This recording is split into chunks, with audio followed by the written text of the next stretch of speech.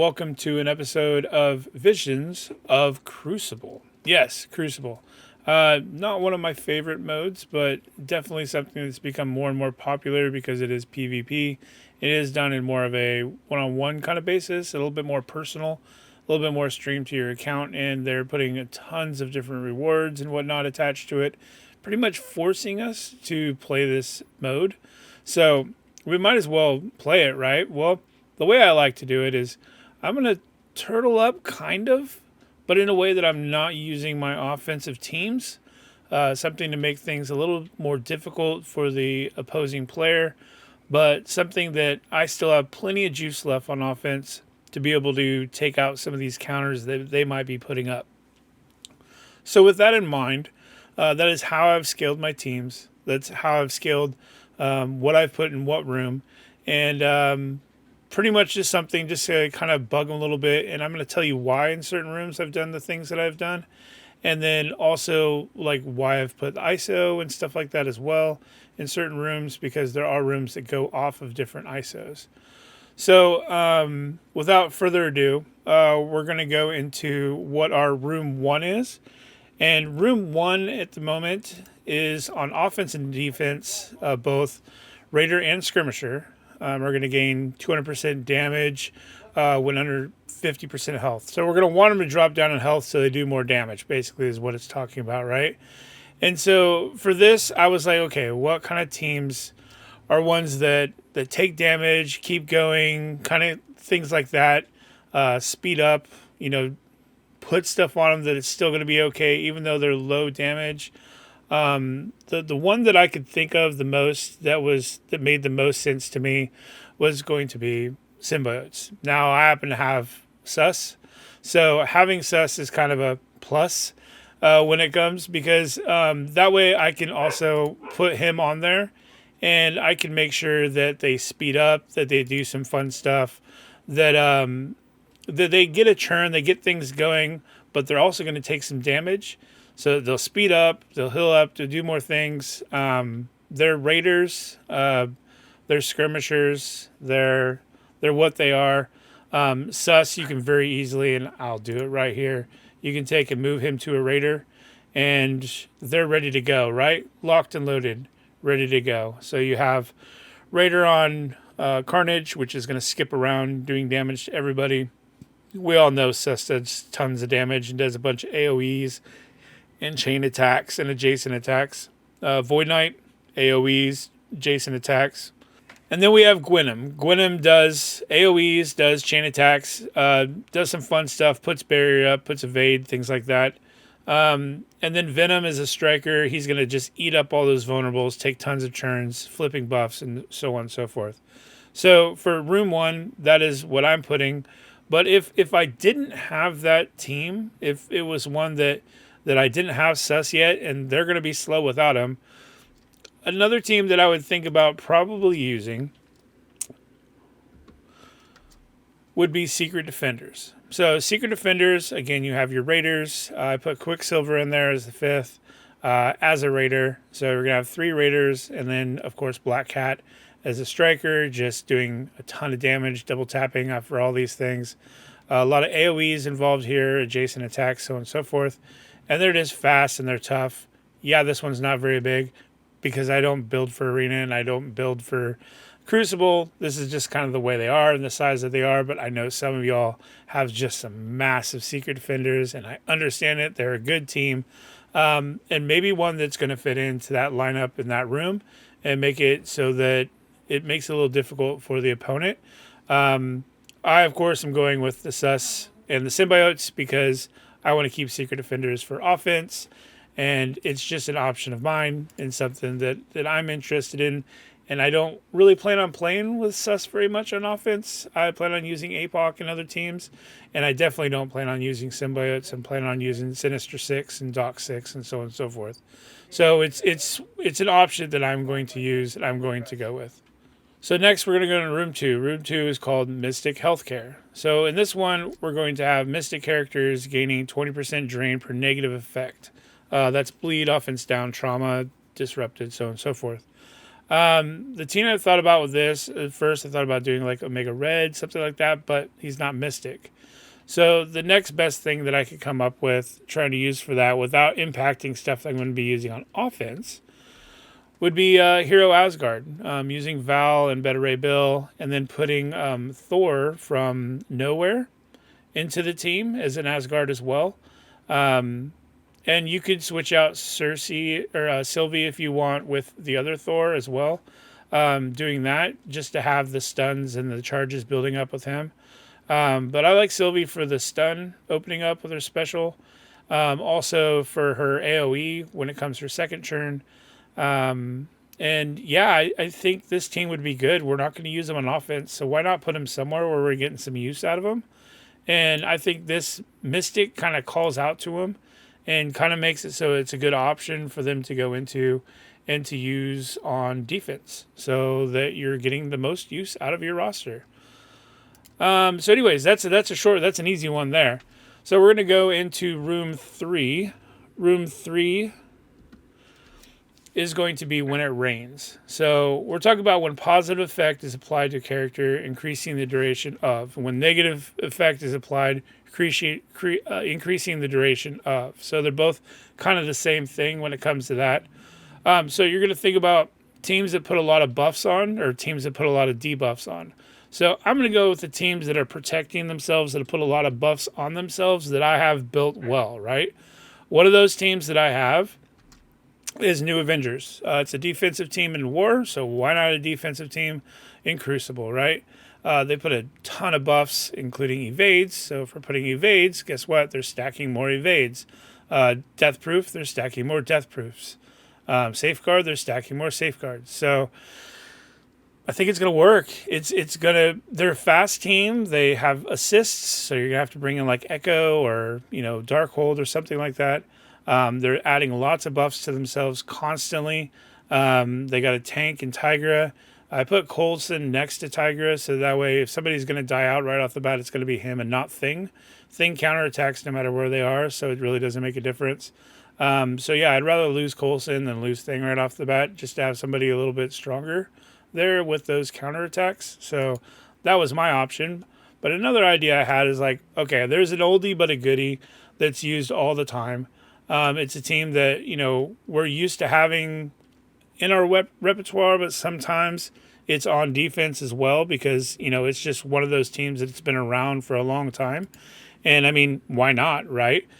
And so that team is going to be Infinity Watch. They're still a good team. They do safeguard, they do immunity, they do, everything that you need to have done, and they can stack it a million times. So having that might be a good possibility. It might be something that's used. And if you have them build up from way back when, being an old timer player, I mean, why not? Get some use out of them, right? If you're not going to use them on offense, why not put them on defense? And they just soup up turns too. They just take forever to kill. So them, like New Avengers, you're just gonna hit them and hit them and hit them until hopefully they finally drop. And so they're going to be a team that's tough to take out, especially if you haven't built up really well. So why not use them on defense, right? It's a possibility. So the next room that we're going to go into is room 4. Room 4 is called Spirited Energy. Spirited Energy, it's got some interesting stuff to it. So you're talking about gaining energy. You're talking about enemy characters dying. You're talking about not starting off with your ults ready to go.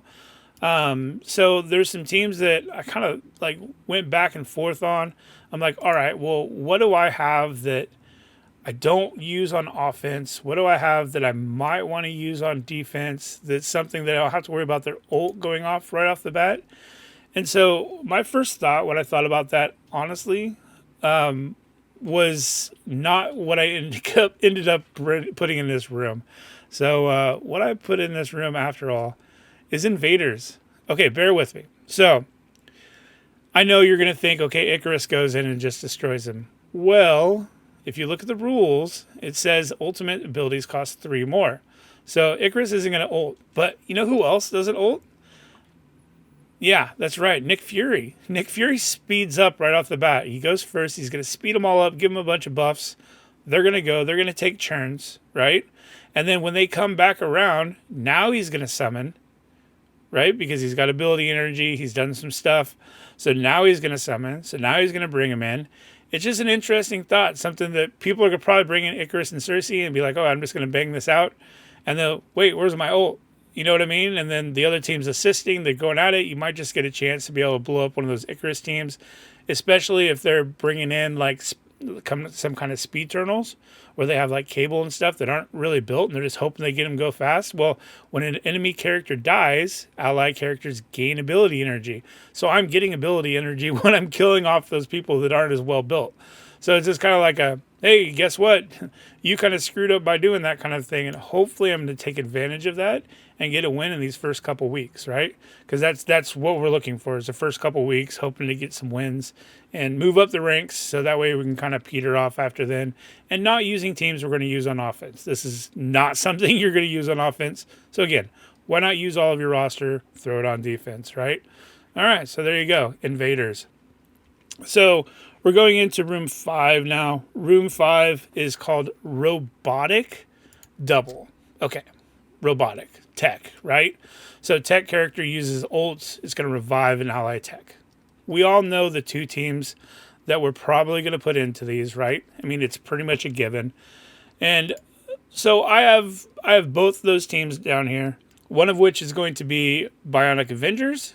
This is a strong team, one we had to build before, something likely most people have built. Most have built pretty well, not as well as the newer team.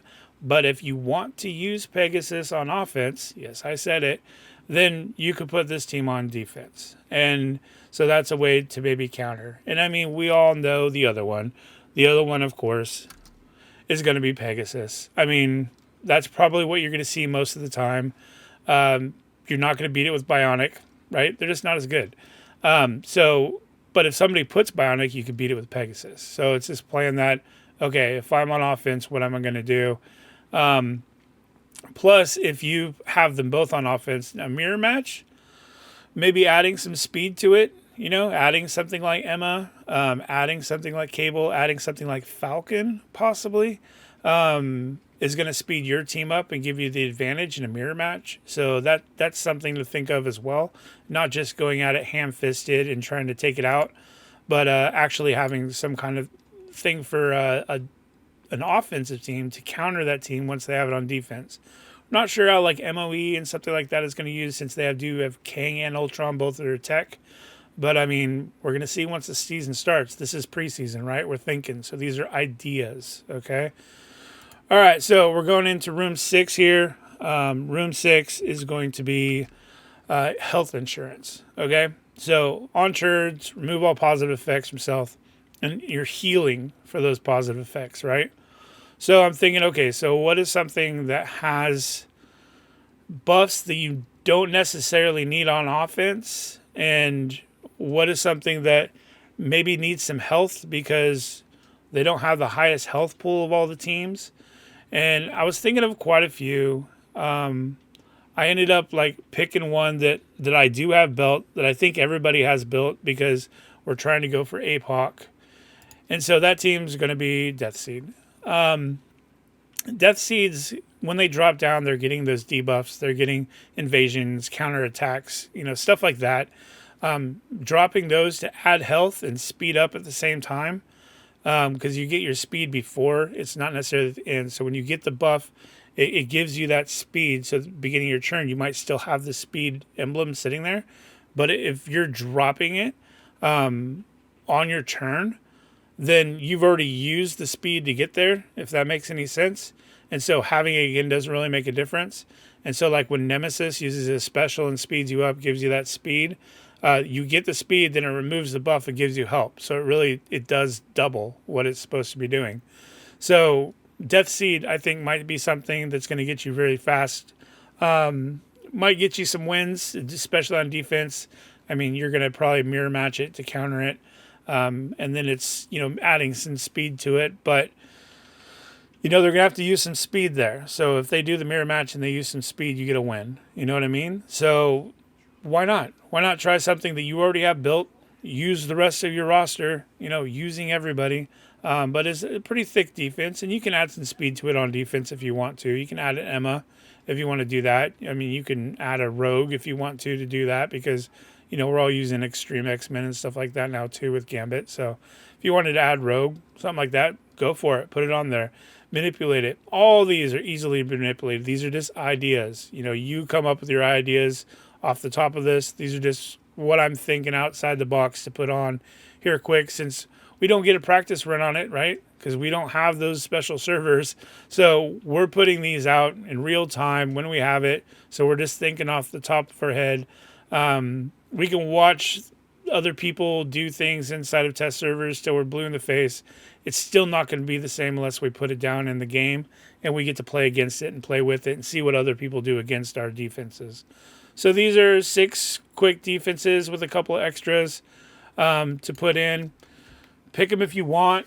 Go with them if you want. Disagree if you want. That's the beauty of the game, is creativeness and how you do these things. So please leave some comments down below. Let me know what your ideas are, what you would change, maybe even ISO, something like that. If you're not going to use any of them, great. I mean, let's see what you can do on them instead. Give ideas, because, it's all about sharing. It's all about sharing ideas and what we think and how we feel about this game. So it's what's going to make us grow at the end of it. So thank you very much. Appreciate it. Thanks for watching my video. Please do a like and subscribe, and let me know what you think. I'll make sure and hit you back. Have a good one. Peace.